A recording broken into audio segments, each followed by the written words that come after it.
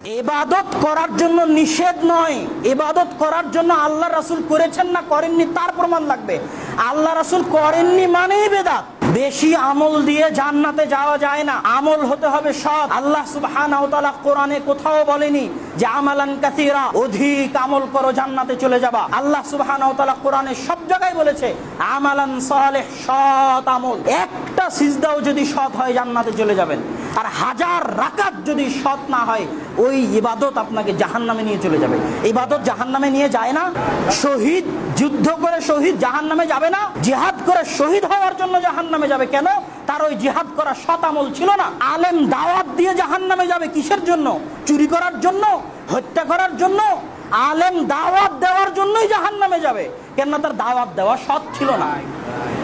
দানকারী দান করে জাহান্নামে যাবে কিসের জন্য?